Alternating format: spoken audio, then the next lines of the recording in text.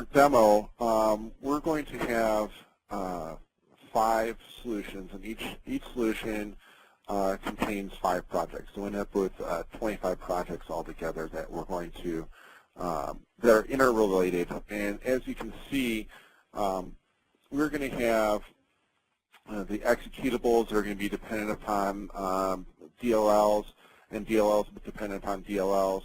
And then we're going to have some pieces that are going to be independent of that. So what will end up happening in the build process when we run the full build the first time, we'll see a lot of parallelization happening at the same time. But when we get down to a level of dependencies where things are needed to be completed because of multiple dependencies are used, and we have to wait for those to be completed, we'll go ahead and see that when we get down to the last few steps, we're going to be compiling just a few objects at a time. So we're going to go across this whole project for all these solutions that have the interdependencies, and our build engine will figure out all those relationships and build everything in the correct order. So what I'm going to do here is, let me go ahead and maximize this. There's a couple steps that we go through in the Meister build process. The first step is we actually go through and pull together all the binaries that we want to build. So we actually take a snapshot of the information that's stored in our knowledge base, which are the rules and the compile flags are going to be utilized, as well as the targets or the binaries that the developer wants to build. So that's the first step that we're going to go through. And then the second step is we're going to go ahead and have our build engine actually do the heavy lifting and do the build. In this case, we're actually going to force a full build the first time through.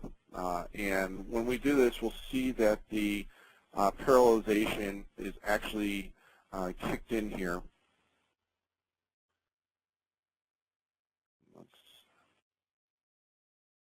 So I'm going to go ahead and maximize this. So the first step we've gone through is we actually pulled together all the information about the what we want to build, and right now our build engine is actually going through and looking at those project files and the relationships between all those 25 projects that we have in place. You'll see the items that are in yellow are actually being run in parallel, and we'll pick up things here as we go through the process, seeing the relationships as they're being compiled and pulled together.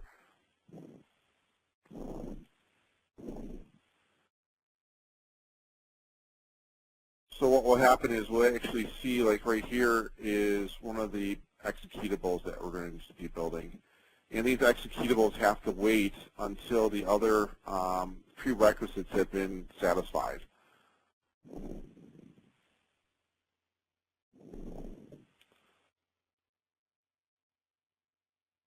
So we're just going to finish up here. And what's happening is while you see things popping in, we're still determining dependencies on the fly as we go through the whole build process. So here we're able to have our complete build of those 25 processes, those 25 targets that we have in this scenario. You can imagine if you one of our customers builds in one of their simple builds is 1,500 binaries that are included in one of their simple builds. So being able to parallelize and understand those relationships is very important to them. So we're going to go ahead and I'm going to change this flag, and we're going to go ahead and do an incremental build this time. So let me go ahead and pull up Visual Studio.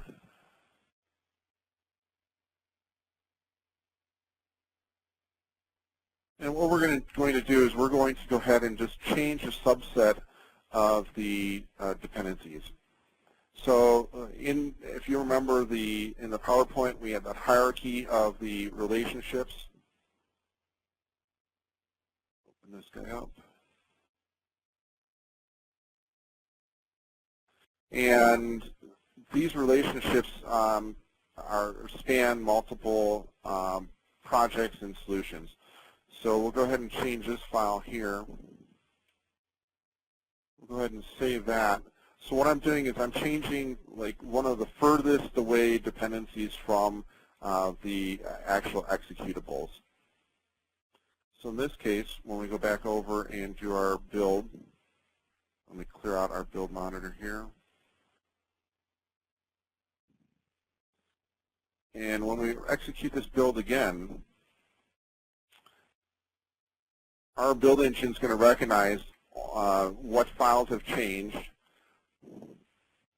and will only rebuild the changed files. So since I changed the highest, the furthest away from the binary, from the executable, that we are going to trigger subsequent dependencies. So right here, the class library 9 is consumed by the class library 12, which is consumed by 13, and so on. So we're following the dependency chain automatically through that hierarchy that was determined through our build engine. So what we end up with is let me go over to a different view here. It'll be a little easier to see. So what we're able to see is that we went through and built the library 9, which is consumed by 12, and 12 was consumed by 13, and 13 was consumed by 6. And then finally we got down to the bottom where the two executables that were consuming this hierarchy tree were finally built. So automatically, and all these span multiple solutions. So some of the projects, like 9's in its own solution, 12 and 13 are together in its own solution, 6 and 7 are in its own solution, and then finally the executables are in its own solutions. So we're able to trace and follow that whole hierarchy process and give you that incremental build that gives you that performance for providing quick turnarounds when a developer makes a change. For more information on how OpenMake Meister accelerates your build process, contact us at 312-440-9545 or 1-800-359-8049. You can also send us an email at request-info@openmakesoftware.com.